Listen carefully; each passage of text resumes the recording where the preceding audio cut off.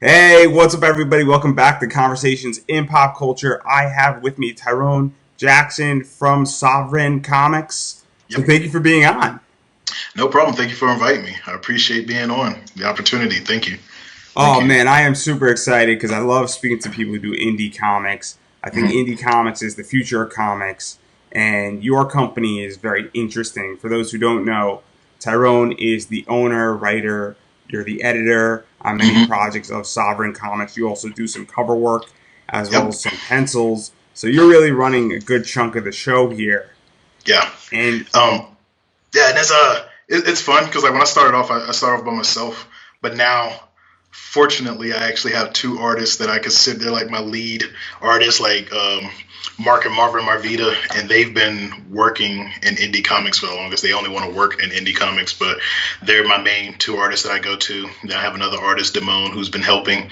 Um, and like now, since I do have these other artists and a new artist, Carlos, who's working on my title stars, since I have them, I'm able to kind of go back a little bit, not really go back, but concentrate on more of the writing, concentrate on more of the lettering. For stars, I'm the inker on that, so I get to do more of what I love. Like I love penciling, but I would rather do character creation than pencil a comic book. But I love inking. I love inking comics, so I'm able to like concentrate more on the things that I like to do now since I have these other individuals helping me out. So yeah, it's become a well-oiled machine almost with the additional help. Like it really works out. so So let's talk a little bit about that because mhm, SoveReign Comics started about 11 years ago. yep. And so I'm very curious.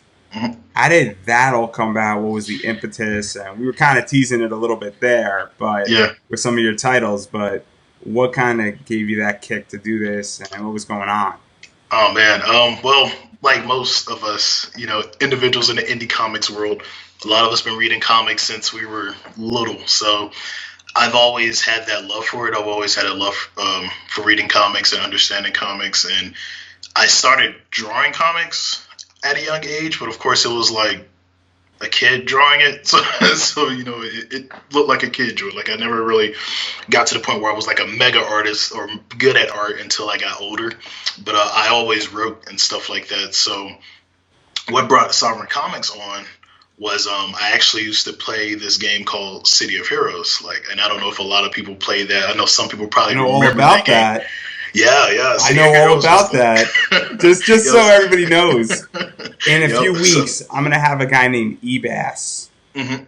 coming out on my regular podcast. I've interviewed Okay, David Nakayama. okay.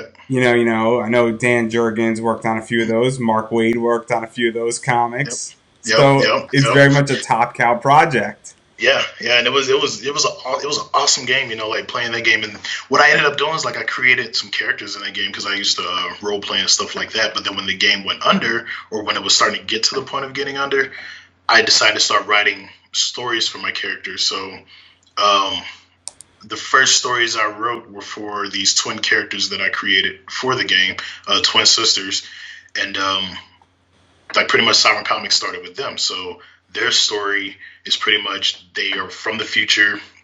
In the future, everything's pretty much dystopian.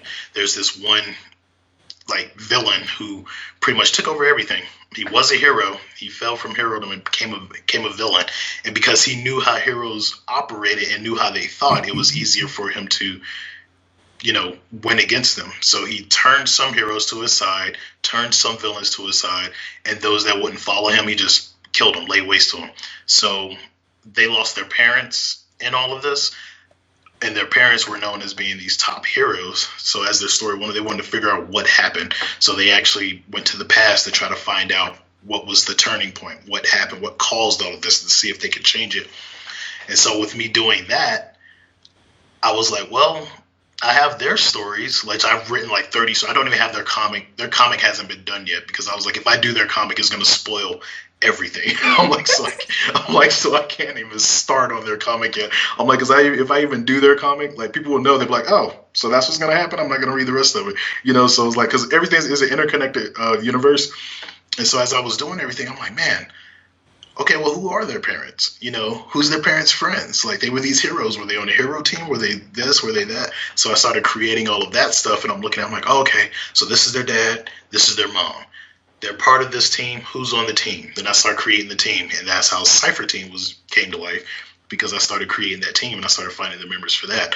And then I'm like, well, as things are going on, I'm like, so how do I want to, like, this universe is starting to build. Like, how do I want to do this? Like, do I want to school for people with powers? Do I not want to go that route? Lo and behold, I was like, hey, I'm gonna do a school, because their mother is a dean at this school, and so Temple High came to be. And so I'm writing all of that and everything and getting all that going. And as I just started building up stuff, like, all this other stuff started creating, and I was like, oh man, I can't do this by myself anymore. Like right now I have like 5 titles and stuff. So I'm like, I can't do this by myself anymore, because everything's starting to, well, 5 titles that are published. Like, it's 5 titles that are published, but in all, there's 13 titles that I'm going to have in the SoveReign Comics universe, but only 5 of them are published right now. So I still got a long way to go, but just everything built from these twin girls, and their story is pretty good. I think a lot of people will like their stories, because it has, it has those high points, it has those low points. You have the hero, going up against a brick wall as far as villains and stuff like that. Like, and it's just it's good stories. I don't want to give too much away, because, like I said, if I start telling too much, people start figuring things out, and everybody likes to investigate now, and they're like, so if this is their dad, and this and this, so this is what, So I don't want to tell too much, but yeah, their stories are really, really good. But the name of that comic is Infinite Ring, and so it pretty much is what the entire SoveReign Comics universe wrapped itself around. Like I said, as I was building the past that they traveled to, everything else started building. So, but. And so, what is that like for you? Because in many ways, you created a sandbox. We look at big companies like DC and Marvel, and even Image to some degree. Like The Walking Dead is an excellent world builder comic. Right. So what is it like for you to create a world and get to play in that sandbox? Because we know you're not going to stop at 13. Oh, of course not. It's fun. Like, it's so exciting, and I'm protective over it in a sense, because it's like this is my baby. Like, I want it to grow the right way, So, but it's so fun, because in a sense, even though I do have this ideal of how I want things to go, it still can go anyway. Because, like, for instance, like I said, how the world started building around, I'm not going to say the twin girls, but Orchid and Mirage. Mirage and Orchid, those are this girl's name. So as the world started building around Mirage and Orchid, I had to write these stories for Cypher Team. So as I'm writing these stories for Cypher Team and creating their characters, and then when I started going to the comic version of those stories, things started changing. So I'm like, okay, well, I'm not going to go that route. I'm going to change this and make it this so it prolongs itself. So it's just exciting, because even though I have a mind of where I want things to go, I know that it's going to change. Like, it's not going to stick there. Like, for instance, one of my titles, Enyamo Stigmata, which is about a Tuskegee airman who pretty much gets slungshot to the other side of the galaxy during World War II because of some Foo Fighters and stuff that were messing around in the area. He gets thrown to the other side of the galaxy. That was a story that just happened. Like, like it's not even that story is not connected to anything really.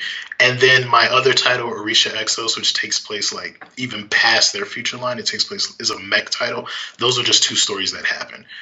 So it's like, I know that more things can come from it, and I'm just letting it happen, letting it be organic instead of trying to force it, So it's exciting just to see what happens next, what villains are going to be created, because I do have a set of villains that are there, but some of them got phased out and got replaced with other villains, because I was like, okay, I like their build, I like their story better, So it's exciting because it's still building.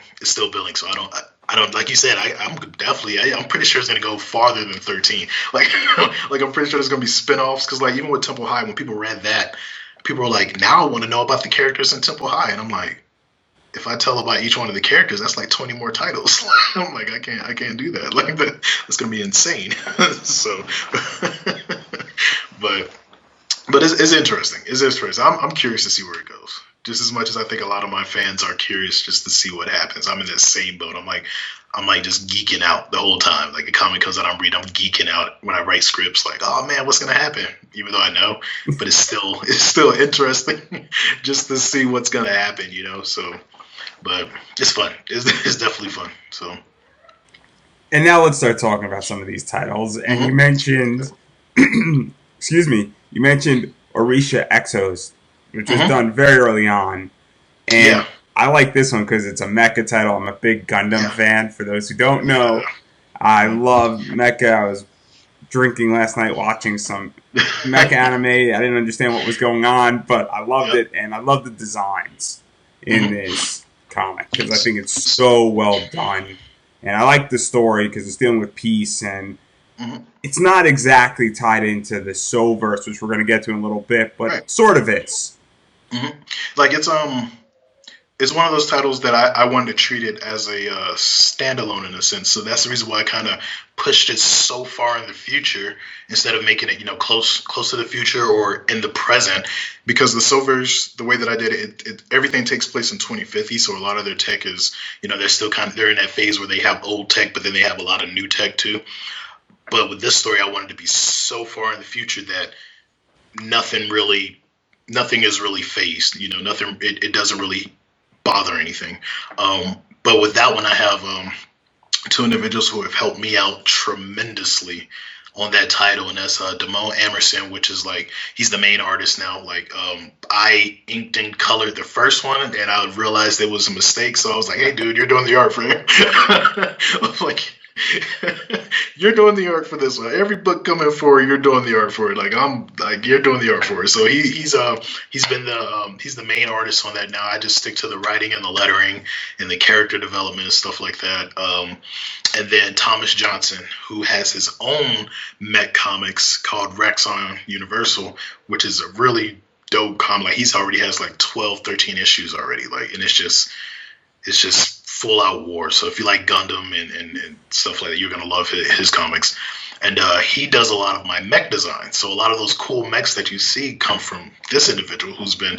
I'm like, hey, I need a mech, and he's like, here you go. And I'm like, oh, dude, that's gonna work. So so he's like, both of them have been very tremendous and very helpful in that to get that going. But yeah, like you said, with that title, it's about peace. Which is kind of weird, like like when now that title is it was been out, but like the things that we're going through now with COVID and coronavirus and all this other stuff, and I just look at it and then I look back at Orisha Exos, I'm like, holy crap, that's like the premise of that story, like because that's how it starts off. Is like the world pretty much gets to a point where we can't live, no, like humankind, we can't live on the planet together anymore because the planet's like, okay, well, y'all won't fix the problem. I'm going to fix the problem. So it started poisoning us and stuff like that. There was like carnivorous plants that were being that were being born because the planet was breeding these plants. It's like even the wildlife and stuff like I mentioned as the main character, Benny, as she's telling that story, she's saying, even the wildlife got to a point where they started changing, they started evolving just so they can survive. Like there's a main character named Chichu, which is like which is this monkey, this spider monkey that belongs to one of the other main characters, and it's green.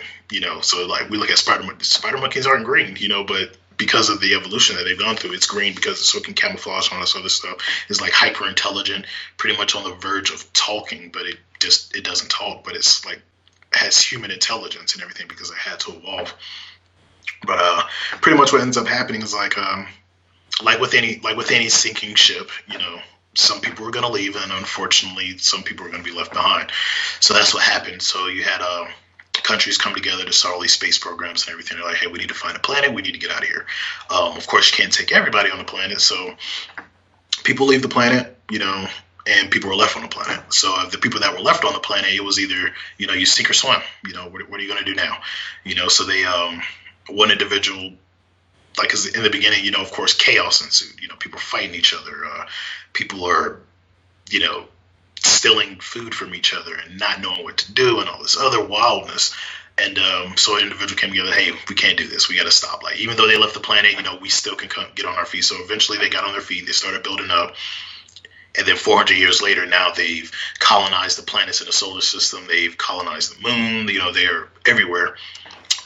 But where the conflict comes in is the individuals that left came back, and they're looking at Earth, and they're like, oh, so Earth is okay. But then they see all this other stuff going on, and they're like, okay, we want the planet back. But in order for them to get the planet back, they're gonna have to, they're pretty much bring war back to individuals who hadn't had a war in like 400 years, because everybody's just thinking about survival, not killing each other anymore. And so that's where it really much starts everything. And so they find this mech that they found, which is what was responsible for their advancement in technology. So the way that I did it was like this mech was buried on the dark side of the moon to kind of bring in, the lore and the mythos of our actual lives, because, there's so much mystery with the dark side of the moon. So I was like, what if I put a mech over there and it's been there the whole time, and maybe they found it in the first space program. It was like, hey, keep cameras off that side. We don't want people to know it's there. And so that's kind of what ended up happening. And they reverse engineered it. But when the people who left came back and they started attacking, the mech woke up, in a sense, to protect them, and it chose its pilot and its power source. And from there, they started fighting back. But they were like, hey, we need to go deeper with protecting ourselves. So they created other mechs, that was similar to the main one, so that they could fight back. So you have like all these different mechs, all these different lower tiered battle mechs and everything like that. And you got starfighters and starships. Like it just goes bonkers after all of that. So, and we're like on issue 2. Issue 3 is in the works, and issue 3 kind of introduces the mechs that the other side has, because they had to create them in order to fight against us, because they came with ships, and we, Earth came with giant robots. So it's like, so how do you fight a giant robot with a ship? It's like, they built our own giant robot. So, they start issue 3, they started introducing their own giant, their own mechs and stuff like that. So I guess interesting, this war and everything, but there's some twists and turns and stuff that happen. Not twists and turns really, but as the story goes on, you kind of learn that there's actually a shadow in the background. There's always something in the background that's manipulating everything. So you find out that there's something like that going on, and things kind of change a little bit. So I'll say that without getting too far into what's going on. So. And so I'm not gonna push it, because I want people to go buy it. People have to go buy this to read it.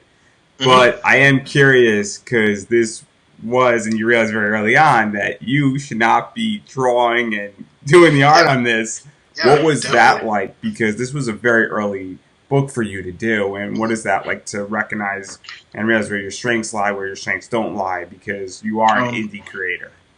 Yeah, it was humbling, and in a sense, in the beginning, because I thought that I was going to be doing everything myself anyway, even though Damone came on early and did the pencils and everything for that book. He wanted to ink and color too, but I was like, nah, let me do it, because I want to put my name on it. Because even during that time, like when you were indie, with some people, not all, there was this idea of, if you're indie and you're not doing everything yourself, then are you really an artist? So I was kind of letting that bother me. And I was like, no, I want to do the inks and colors, at least the inks and colors. But it was humbling, because I was like, you know what? No, like, I'm trying to put out a good product. I am the writer and the creator of these. So I want good artists to help me bring this forward. And I do have, like, all the artists that I work with are great. They love what they're doing. They love creating.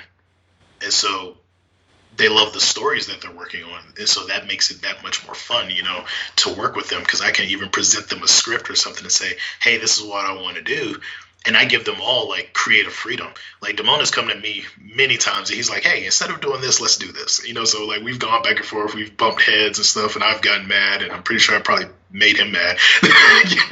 So it's like, but I enjoy that stuff, because it's like, if we bring in both of our minds together and we both want this title to be extravagant, we're going to do everything that we can. And so like I said, it was humbling, because I realized I couldn't do it myself. And kind of in the beginning, I was like, man, is this what I'm supposed to be doing? Should I be making comics and stuff? Because, if I can't do it myself, or, what if they leave, blah, blah. But after a while, I realized, no, I'm still creating. They're still there, and they love these titles just as much as I do. So it works out. So it works out.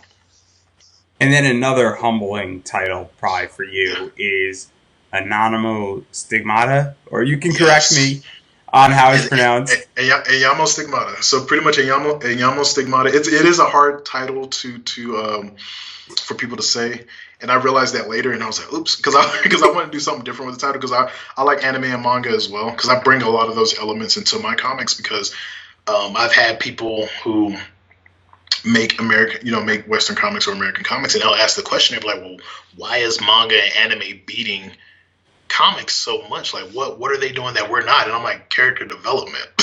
Like, that's what they're doing. They take care of nobody. They have, like, a lot of their stories are the underdog, stories and stuff like that. They have these cool titles that a lot of people like, just saying the name, whether it's in Japanese or English. And then they have these characters where they're going from nothing to something. I'm like, and unfortunately, with a lot of comics that I've read, the main character is already this superpowered beast, and is like, okay, what are you gonna do now? They're already the super monster. Like, what are you gonna do now? Like, so the only way you're gonna make this character, this hero, any better is presenting them with a villain that's just as top notch. But so yeah, like I was saying, like with the title, I wanted to give it like that anime floral. So I was like, I'm gonna name it something odd that no one can pronounce. So I named it Enyamo Stigmata, and Yamo is a Yoruban word for, pretty much means like fate, or so pretty much means fate or your course of life. And stigmata, of course, we know that means cursed or mark or everything like that. So the translation to the title is pretty much either cursed fate or marked fate. So it's pretty much like that, because you have this Tuskegee Airman, and pretty much with his life, he's this Tuskegee Airman already going through the things that he had to go through during that time. And then he gets caught up with these battling Foo Fighters during World War II and snatched to the other side of the universe, or the other side of the galaxy, really. And while over there, he has to become, he gets thrust into a planetary war that he shouldn't have been part of. And then after that, he ends up becoming a bounty. So they start hunting him because he's the only Gaian human that's out there. So they start hunting him. He's rising up in bounty, and everybody's coming after him. So pretty much his life is, in a sense, after that point, is kind of cursed in a sense. But he's met with the opportunity to lead a team of other bounties to catch the top 100 bounties in the entire galaxy. So it's like, in his eyes, he's like, oh, it's just curse after curse after curse. So in a sense, the actual title in Enyamo Stigmata is what he ends up naming their ship. So, like with every ship, you got to have a name. And so that's what he ends up naming the ship. And that's where the title of the book comes from, because of the ship that they're on. So, but yeah, it's definitely a hard title to pronounce. So if people just said Cursed Fate, I'd be like, yeah, that's it. That's the one. So, but yeah. And one of the things that's very humbling about this title is that it was funded on Kickstarter, both the first and second issue, I believe. So what was that like? That people want to go out there and believe in the project to go give you money to fund it and produce it and make it happen. That was humbling too. Because like I said, I'm like, now things within the last 4 or 5 years, like we talked about earlier, everything's starting to steamroll. Everything's starting to come to a head. So for anyone to give me their money and say, yes, make that book, I want to read that book, it's always humbling. Or send me that book, it's always humbling. So whenever I put the the goal, and then see it go past the goal, and then see it hit the stretch goal, and I'm just like, oh wow, people really want to read this book. So it makes it to where I even want to put, even more of my all into it, so that whenever they read the first and second issue, they're like, I'm ready for the third issue. Like, I want it. So like, if I do another Kickstarter or Indiegogo or whatever, and people come to it like, hey, I remember that book, I want that book, So it's like, even now, the second issue is being worked on. I actually lettered a page yesterday from the second issue. I have a page coming in today that I'm going to be lettering. So I think that, and Mark and Marvin, they're the ones who are the artists on that book, and I'm doing just the editing, the lettering, and the story writing. So I think we'll probably be fully finished with the book in about maybe 2.5 weeks. Because every time they send me a page, I start lettering. Like right off the go, I just start lettering so that we can get the books churned out just as fast as possible. But yeah, I'm always humble for anyone who backs, no matter if they back $1, no matter if they back $100, which I actually had 4 $100 tier backers to get, so because they wanted themselves to be added to the comic, to the issue too, and so they backed that, and I was just like, wow, hey, wow, thank you, like, so even with them being added, I had to make sure that, I just didn't want them to, especially paying that much, I just didn't want them to be a background character. So, and I'm pretty sure they don't mind if I say this because I've already showed them the page, so they've seen the page and they've all signed off on the page. They're like, "Holy crap, I love it!" So it's like I was like, "Hey, 4 of you, I'm making you a bounty hunter team." So I made them a bounty hunter team and I put them in there and showed them their characters, and they just were like, "Holy crap!" I'm like, "Yeah," I'm like, "I'm not just gonna have you like walking in the background like you." You gave me $100 for this. Like, I'm gonna actually put you in there so people can see your character, give you some talking lines and stuff like that. Like that's always humbling. Like I said, but with any tier, it's humbling. Like I had a comic book shop, Midnight Vault in Detroit. Like they saw the campaign, and at the time, I didn't have a tier for retailers and stuff like that because the Kickstarter that I did prior, I did some asking around and stuff, and not too many people were. They're like, I don't know if you should do that, but like they approached me like, hey, do you have a retailer tier? And I was like, no, I don't. I was like, give me 5 minutes. So I was like, I have one now, and then they went and did. I'm like, oh man, that is so cool, like with any of the tiers, like it's just so humbling. Like I said, people spending their hard-earned cash to put their faith in a book that that I've created, that Mark and Marvin that Mark has pencil and ink, that Marvin has colored. That's it's always humbling, and I've always feel good. Like every time I would get a backer, I'm just like, I feel great, feel great about it. So, but yeah, I was in. It's yeah, it's always humbling. Like I'm always lost for words whenever, even when I get orders. I'm always lost for words, and I always go to the person like, thank you so much, and they're like, oh, no problem, I just want to check it out. Okay, cool. So, but. And now we're gonna start kicking it into music and bank robberies because that's my area of specialties. I just have to be an expert, I'd be on the FBI's most wanted list here, but yeah. And that book is Stars. For those who don't know, is what we're talking about. And so Stars, and I'll actually here. Matter of fact, while we're talking about these books here, let me show the cover. So the first book that we talked about, Orisha Exos. So these are issue 1 right here, and that's the cover I did. That was when I realized, hey, maybe I shouldn't be. I mean, I've gotten better since then, like way better. But I was like, hey, maybe I shouldn't be doing this right now. But then this is the second one, and that cover was done by Damone Emerson, and it's an awesome cover. And I honestly cannot wait for you all to see the third issue cover that he did, because man, like it is awesome. So yeah, that's the one for that. Let me and then this is the cover for Inyano Stigmata, the first one. The second cover that's done is an amazing cover also. But what I like to do, a trend that I won't say that I started, because I'm pretty sure there's other comic books that do the same thing. But I like for the first issue, even though I know a lot of people like action and stuff on the covers, because it does promote an individual to buy the comic. But I like to kind of do a splash, show you, hey, these are the characters. This is who the comic is about, and I do that. But so yeah, there's that. And then the one you just mentioned, BOTB and bank robberies. So Battle of the Bands and Bank Robberies is pretty much the name of this one. And this is the cover for Stars. So Stars, this was a fun book. Growing up, I think a lot of us who especially were in this whole Saturday morning cartoon thing, like I always, I watched Jim and stuff like that. And so I was like, it'd be kind of cool to do something along those lines, because I haven't really seen like, a rock star type band. But the same thing, like I said, with them, they were kind of created as I was building the past, because I was thinking about things and I'm like, well, in real life we have music. There could be people. So I was thinking about certain characters, like, okay, well, who are these bands like? Yeah, I can pull actual real life bands and real life artists and R&B singers and pop stars and rappers and stuff like that. I could pull them in. I was like, but it'd be kind of cool to have their own band. So that's what came with Stars, and it pretty much talks about these group of friends.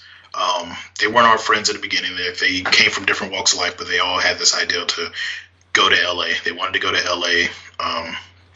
One of the main characters, Siphon, she actually majored in music, so she always had the mind she wanted to do music. But she didn't realize that she would, end up running into individuals who had already started a band, and they needed somebody who could write music and all of this other stuff. So they all kind of started filling in the gaps for one another. Like they end up running into a singer, which is Soul, and they end up running into like a lead guitarist, which is Avian, and all this other stuff. But the crazy part is, as they're meeting to be this band, they didn't realize all of them had powers. So like that was like that kind of the cool part. So it was like, and the reason why because they're kind of keeping a secret from each other, because even though it's 2050 in the SoveReign Comics universe, something happened in the past, which issue 3 of Cypher Team is going to explain a little more. Something happened in the past to where it kind of made it to where individuals with powers were feared again, and so people would kind of, keep that on the low, like they wouldn't say anything. So they kept it on the low until Siphon got there. And she was like, hey, you all have powers. And they're like, how do you know that? And she's like, oh, well, that is my power. Because she has the ability she can like read individuals' powers and understand how it works. But then she can also absorb powers and use them herself. And she can also absorb energy. So energy and stamina. And energy and stamina is like, well, health and energy, or health and stamina. But those are the only ones that she can actually pass on to someone else. So if she was fighting a villain and she touched that villain and she took health from them, she could touch one of her teammates and heal their wounds, but she's also, like I said, she's also able to read their abilities and stuff. So she's like, yeah, all of you have powers. She pointed at Avion, which is her name is Yaya, and she pointed at her and she's like, except for you. She was like, you're different. And come to find out, Yaya is an alien from another planet. So it's like there's just mishmash of different individuals, different walks of life. They're all coming together, and it's a funny title, but it has a serious points too, because they go through a lot of like they're new to the hero game, so they don't have any idea what they're doing. Like they're trying to be heroes. They live in Hollywood, LA area, and they're like, hey, we need to protect this, but they don't know what they're doing. Like one of their first big time villains is Penumbra, which is a speedster, and they don't know what to do with her, because I did my speedsters a little different because I didn't want to kind of be, pointed out and saying, oh, you copy DC or you copy Quicksilver from Marvel, or, so I didn't want to do that. So the way I did my speedsters is like a lot of them got their abilities from scientific mishaps or scientific experiments, but it comes from what is called an impetus helix, is what they ended up calling it, which is this microscopic life form that they found that was actually in a pocket dimension. So they found these microscopic life forms in this pocket dimension and everything, and found out that they had this stuff in their DNA. And they were like, hey, we add this to humans, then they can get abilities, and so they get speed, and then it's coupled with an additional power. So Penumbra, her speed is called the speed of dark. So you have the speed of dark, speed of sound, speed of light, speed of quantum, speed of all the different type of speeds, and hers is the speed of dark. So not only can she run at the speed of dark, she also controls shadows and all of this other stuff. So they have never met someone like that. So she pretty much wipes the floor with them. Like she is doing her damage to them, and they don't know, because they're kind of scattered. Like they all want Siphon to be the leader, but she doesn't want to be the leader. Like she said, I'm not ready for that. I'm not ready for that type of role. So in their scatteredness, they're getting beat by this villain, until they finally come together and say, hey, we have to do this the right way, or we're going to get killed and we can't do our music or our heroes, and so they finally come together and they I won't say they win, but they come together and they're able to stop her. But like with Penumbra, that's just to show the magnitude of how much evolved Penumbra was in them. Like in issue 1, there's a double splash. Actually, can I show it? The double splash? Oh, go for it. Right? So like, there's a double splash in there where Penumbra actually activates her power or activates her speed, and that's when it really is kind of the wake up call for them, because they don't realize just how powerful she is until she does this. So like there's the let me move this way.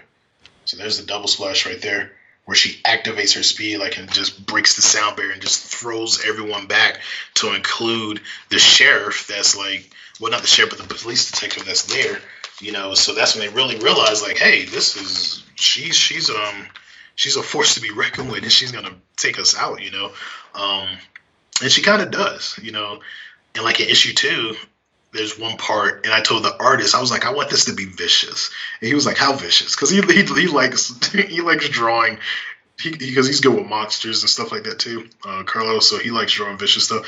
And I was like, anime vicious. I was like, when she grabs Avion by the head and slams her into the ground, like, I want the concrete to break open. So like, when he sent me the pencils, I'm like, there you go. You know, so it's just awesome. Like, you see her head going to the ground, just the concrete just breaks open around her head and everything, and she's like, threw another character into a truck, and then like, she's running at this super speed, and like, she breaks up. You know how you usually do with super speed, you have them break into multiple people, and she's beating on Tectonica, and literally beating her down the street. So you see Tectonica, like the way he drew it, like you see her bouncing up the street as she's getting her behind handed to her, like, you know, going up the street and everything. So it's fun, you know. But in the midst of them being these heroes, they're like, hey, we're doing music too. We're music stars. So they try to figure out how to balance it. Ultimately, that's their goal. Like, how do we balance this? How do we balance heroics? How do we balance music? Because as music grows, people are going to figure out who we are. Because if we're not at a concert, but there's a villain and there's 5 girls down here fighting this villain, and there's 5 girls in this band, they're like, hey, you know, okay. So they were like, do we keep a secret? Do we not keep a secret? And they just decide to tell the whole world who they are. You know, they just like, hey, announce it to the whole world. This is who we are. Yeah, we're a rock band, and we're heroes. And when they do that, in a sense, it kind of the part that's you know, a little fantasy with it, but kind of probably not. It probably could happen in the real world, but it's still a little fantasy with it, like, because of them announcing who they are, it kind of skyrocketed them up the charts. So they went from being indie to global sensation. So it's like, but how does that affect them? So it's like, now you have villains out there. It's like, oh, you got these rookie heroes with this rock band. Oh, okay. And so now you have like all of these villains coming after them. So like, their story, it gets pretty cool. They end up getting their own rogues gallery and everything like that, because, like I said, a lot of villains are coming after them, and since like there's a lot of stuff. I don't want to tell too much, but there's a lot of stuff to come with that story too. So, but yeah, it's a fun story. It's comedic. I make sure that I give each character their own personality, because I feel like it helps to project and tell the story a lot more if you have a different type of persona in each character. Like, you have there's one character who's like nonchalant, and the other one, she's like the comedic relief, and then one's kind of, you know, like Siphon. Even though can be snippy and kind of this comedic relief, she's more of the serious one. So like, when things have to get serious, she gets serious before everybody else. And then Render, Alessipe, but they just call her Lisa. She is the mean one. Like, she can be very mean and very in your face. Like, they all have these different personalities about them, but they all come together. They bump heads. They joke each other. They have their fallouts. All of this other stuff. But it's a fun book. Funny. I think, and the part that's shocking about it, like, to tell you the truth, like, with the sales, it actually has sold more. Like, I have one of the individuals who buys a lot of my books. She told me after, she was like, her son loves it. Like, her son's like 6 years old, 5 or 6 years old. So she reads it to him, and she said he loves it. He loves stars. I'm like, wow, that's cool. So like, within the group, the male comic buyers, like, they buy the heck out of stars. Like, you know, so it's like, it's crazy. So I'm like, I didn't expect that, you know? So it's like, they buy the crap out of stars and they like it because they're like, man, it's funny. Like, it's cool, you know? And then, of course, like, women buy it a lot too. It's probably my top seller with women, I think. But like, the fact that a lot of dudes buy it, like, just left and right, they're buying it. They're telling me how funny it is, how much they like the characters. And I'm like, that is so awesome. Like, that's cool, you know? So, but. And we're going to table that for a few seconds. Because I do want to start talking about the rest of the Soulverse with Cypher Team, which is your main title and your flagship title. And it's kind of the thing that is sort of, I guess, telling a story and then everything else is fitting around it to some degree. Yeah, it is. They are the flagship title. Let me see. Let me find there. Here we go. So how did this all come about is what I think we all want to know. Mm-hmm. So, here's issue 1, and there's issue 2, and they are the flagship. They are what everything revolves around. They are well known throughout the SoveReign Comics universe, and a character in that title probably have, you know, something going on with another character. Like, you have the main 2 characters. Let me find a good picture of them.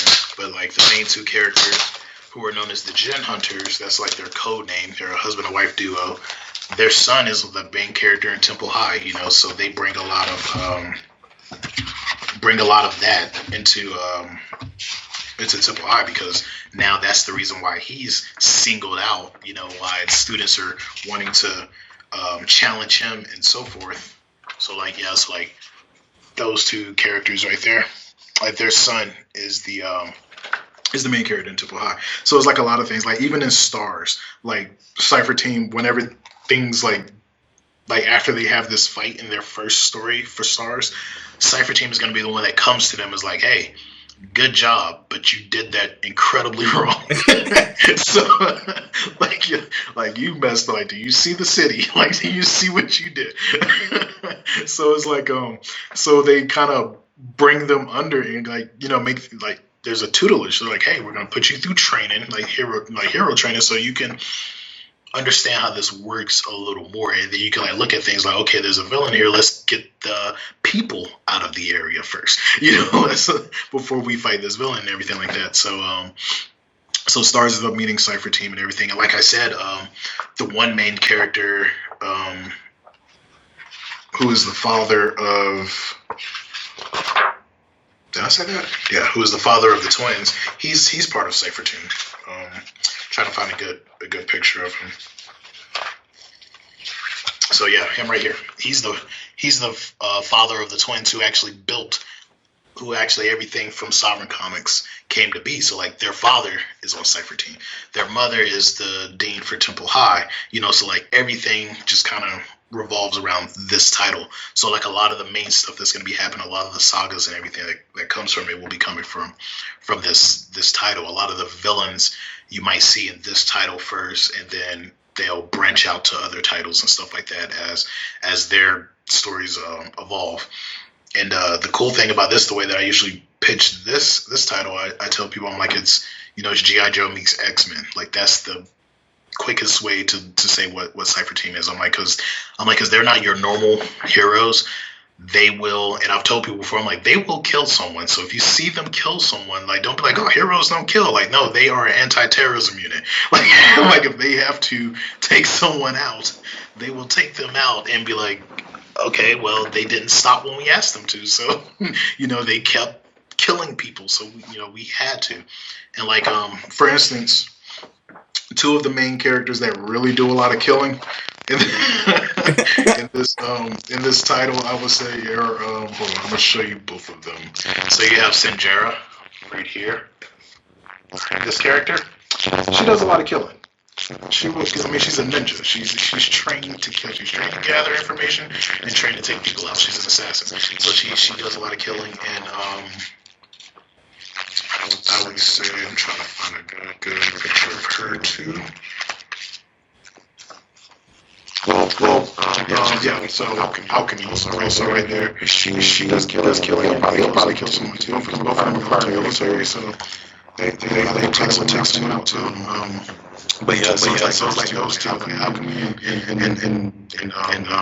Kunoichi, they have issue taking people out to like the Madam trying to train his thing. It's like, let's not take him out. Let's try to find arrest them or whatever.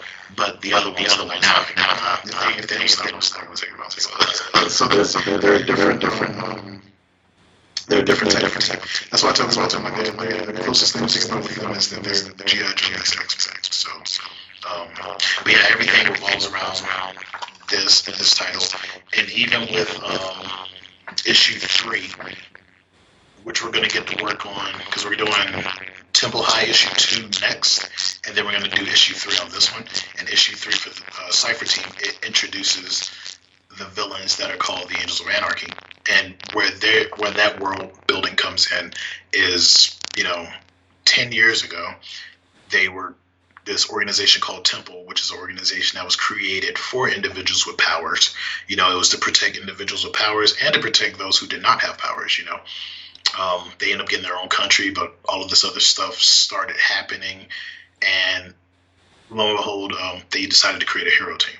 So Rhaenys and Madame Neutron, they were part of that original team, but Kunoichi, Alchemy, and Fireblade, they weren't. They were living their own lives at the time. And when that other team was created, they had different heroes that were on that other team, different heroes who were training up and going through training to be on that other team. And then an elementary school for Phenosapiens, which is what I call my mutants. I call them Phenosapiens. Elementary school for them was blown up, So a lot of heroes, because of that happening, they were like, I can't be a hero anymore. I can't protect individuals that are gonna do things like this, So they went dark in a sense and started this organization called Angels of Anarchy. And they pretty much, that's who the villains are that pop up at the end of this. They're part of that group, and they are known, like, even Phenosapiens they're afraid of them. They're like, if you're not with them, you're against them, and that's how they see it. So a lot of people stay clear from them. So in issue 3, they come in. And start wreaking havoc against Cypher Team and stuff like that. So now Cypher Team, which is kind of newly this team, even though they're one of the strongest, they're newly formed, and now you got to fight against a team who's been working together for the past decade. Even though they're villains, they've been working together for the past decade. So it's kind of, I like to give my heroes actual turmoil. Like, if they win, they're gonna be bloodied and battered at the end. It's not gonna be easy. So you get to see a lot of that in issue 3. Not to mention a lot of other stories are told and situations are unfolded and stuff like that. Like the way issue 2 ends, it ends with I won't say it. I'll just let you all, like, if you buy it, you'll see how it ends. And then you'll be like, oh, okay, so issue 3 is going to have some craziness going on. Like, yeah, issue 3 is going to be wild. Like, issue 3 is going to be insane.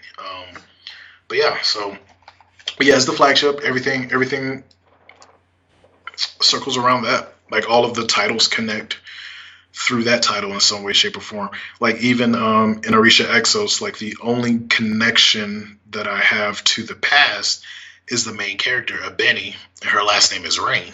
And the main characters that the Silververse revolved around, Orchid and Mirage, and then their dad and their mom, their last name is Rain.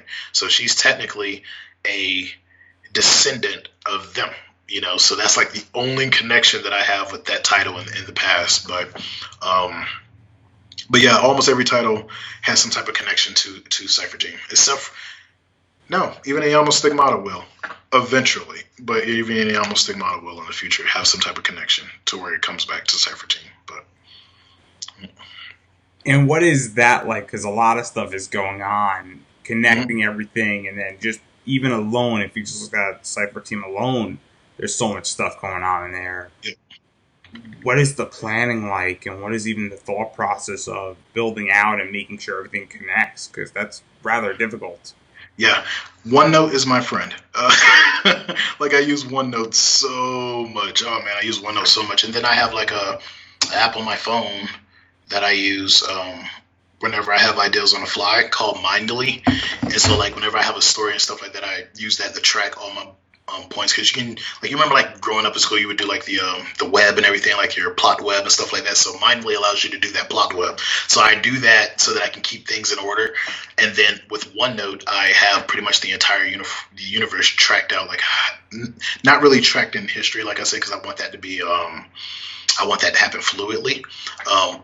But I have an ideal of where things connect, and I can go to that and look at that. And as I create characters, I have like the other character, like if it's a Cypher team based character, I have them there, but in Temple High, and then of course I have them connecting where they connect at and stuff like that as far as lineage. So OneNote helps out so much, like because like it's a lot of stuff with it, man. It's like, and I started realizing that like early on as everything started building, and I realized I started forgetting stuff. And I was like, man, that was a good idea. I was like, okay, I can't like I can't be forgetting stuff like that. So that's when I started using OneNote and started using that other app, Mindly. And then of course I use Trello sometimes too. So like if there's an idea that needs to be fleshed out, I'll put it on Trello and then come back and look at it later and see how I can flesh it out and see which title it best fits with. And then I'll go from there, and then I'll go to OneNote and say, okay, well, this is a product of this title, and then I'll also have, because also on OneNote I have this area that has just pretty much beats of different points or beats of different things. So like different organizations, different types of minerals, all these different things. And I have that in that area. And from there, I'll just move it to where it needs to be or add it to whichever title that it actually works with. So that helps out and it keeps it organized. But there's still a lot of things that I do have up here that I haven't put down yet, that I haven't forgotten, because it's the foundation of it all. So it's like, okay, that's not going to go anywhere. Like that's there to stay. And it keeps me staying true, remembering and knowing this is what it's about. This is what the Silververse is about, and keeping to that. So, but yeah, OneNote, Trello, and Mindly, those help. So. And speaking about interconnecting, we've already mentioned it, and we got to talk about Temple High, because that comic is one. There's like 3 books that come to mind. Astro City comes to mind with that. My Hero Academia comes to mind with that, and then Tiger and Bunny. Yep. And so that's what comes to mind. I could go on and probably name a few more. Yeah. The book is blank in my mind, but there's a book that was written in the 70s that Grant Morrison references. And that also comes to mind with this. And it's blanking right now, but and it's going to come to me after. I'm going to shoot myself in the foot. As soon as this is over, I'm going to shoot myself in the foot. But how did this come about? Because this is really interesting, because now we're dealing with the next generation while the current generation is kind of wielding the helms a little bit. And so I'm really curious, because that gives a lot of creativity, and that also gives a lot of, I guess, planting seeds going down 10 issues down the line. Yeah. So like I was saying, like with Infinite Ring, the story about the twins and everything. So like with them in their future timeline, they're in their 20s. But of course they have their role models, because as all of this stuff happened, you still have this underground freedom fighter type of organization.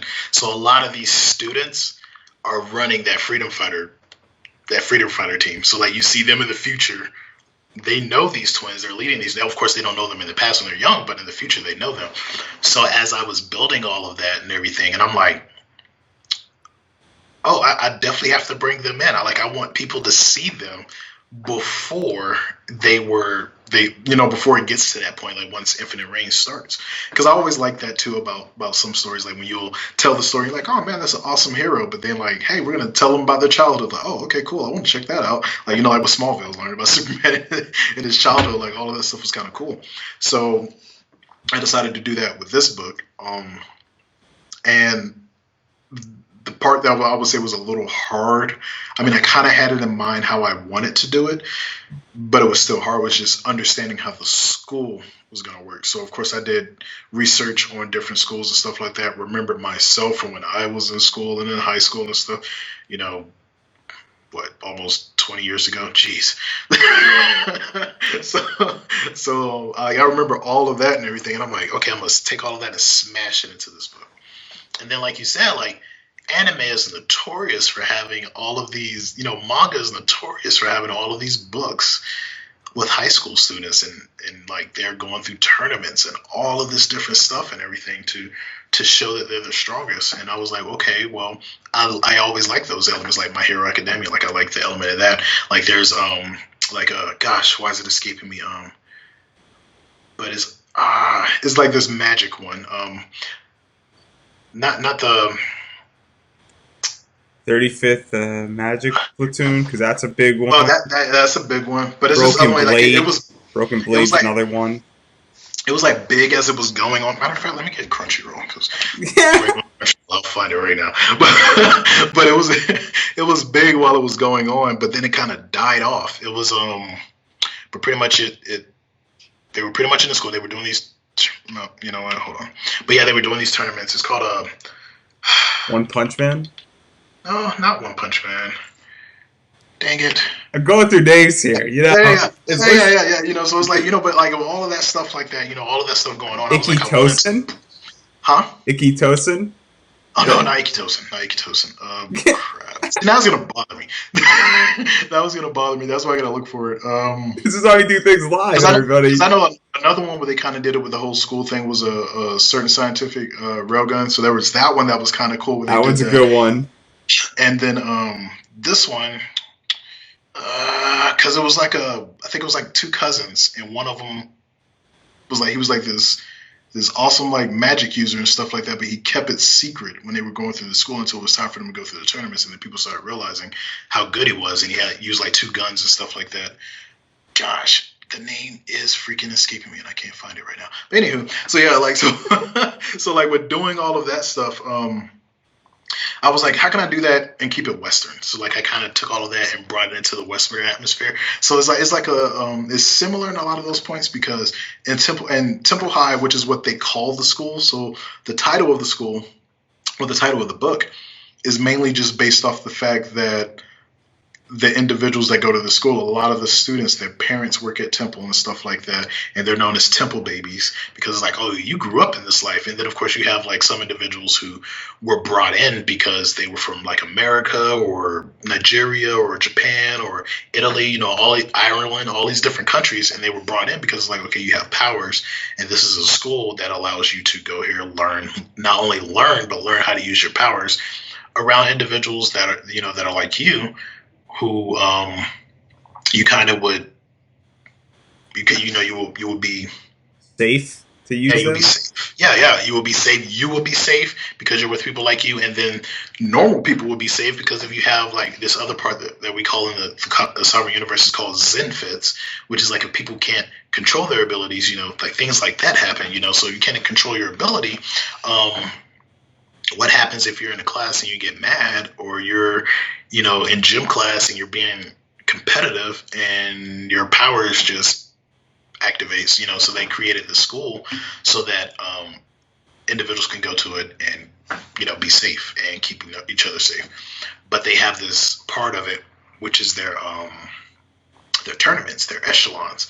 And so like they go through that. And the whole point of an echelon is to train them and to keep them organized with how to use their powers. So in most cases, like you're going up against somebody so like in different cases, like the main character, Damien, he's been being trained by his parents for the longest how to use his powers. So if he goes up against someone like Kaveh, who doesn't know how to use his powers that well, it makes Kaveh advance a little bit. So I wanted to add that into there and keep that fun with it. There's a lot of hijinks and wackiness that goes on because it's another book with so many personalities, so many different individuals, so many different walks of life, no matter how short their life was, on the planet and everything. But you're bringing all of them together, and they're just going through the school life, but it's school life with powers and everything like that. So, and it's fun. Like I've had a lot of people come to me and tell me like, oh man, like they're ready for issue 2. And I'm like, yeah, issue 2 is about to start, because they enjoy the banter between the students. They enjoy the jokes. They enjoy the different personalities. Like I had one person read it and they were telling me that, how like you do off panel off-panel chat boxes and stuff like that. And so I have a couple of those, and they were like, we knew exactly who was talking because we were so introduced into their personality and their speech pattern and everything like that, that we knew who they were even when we turned the page and they were, in a off-panel chat box was there.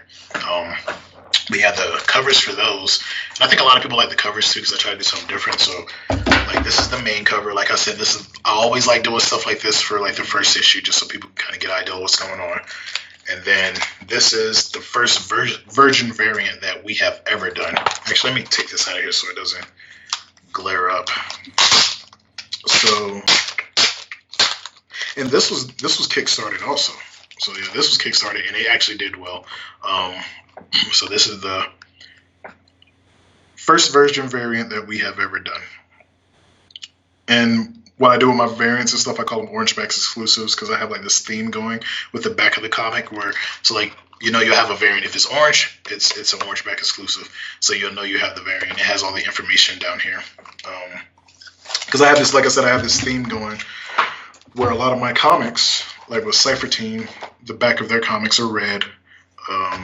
Stars, the back of their comics are pink. Arisha X, I think the back of their comics are aqua. The back of their comics of Yamo Stigmata are purple.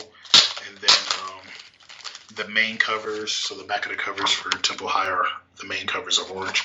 Unless it's a variant that is an orange back. So when I put that up there and was telling people about Orange Back exclusive, they're like, well, what's that? I was like, well, it's all of our variants won't be that. I'm like, so when you get an Orange Back exclusive, that's a specific type of variant, and it won't be that many of them. So, but I think one of the ones that I actually have fun designing with Mark and Marvita and talking to Mark and Marvin Marvita and talking to them about, because I wanted to do a theme based cover, and I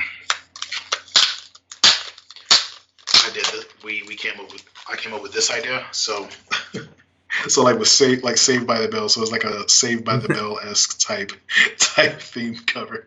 So there's that one.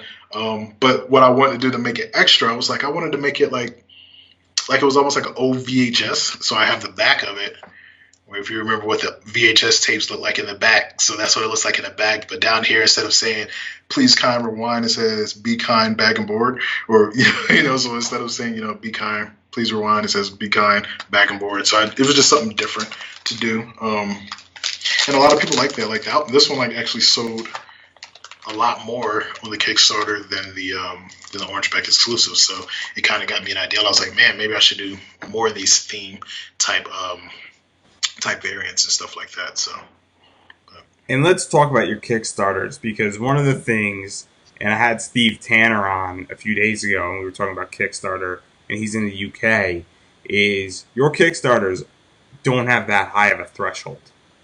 Right. Which is really interesting, because even though your first Temple High one wasn't successful, your second one was. And right. I don't know how much it costs to produce a comic book, but it does not cost $10,000 to produce a comic book. Yeah. It depends. Honestly, it would depend on the artist. The artists that I have, I've worked with them for so long that we've all come to different agreements with certain things. So for us, I would say on average, the most that I've spent creating a book, like just getting it drawn and stuff like that, probably about 27, 28 is probably the most that I've spent on that. A lot of the big amounts of money that come in are the printing, depending on who you print through and depending on how many prints you do. So that's where a lot of the big money comes into. And one of the shockers that was shocking to me, I figured it would be expensive, but I had no idea it would be as expensive as it was shipping. Holy crap. Shipping is expensive. Shipping is really expensive, depending on how you go about it. Because I know a lot of people now, they use the they use the media mail. So a lot of people do that now. I have been thinking about doing media mail, but I don't want to run the risk of, because I know some people who have done media mail, I've heard where, because I know I've even gotten books where people have done media mail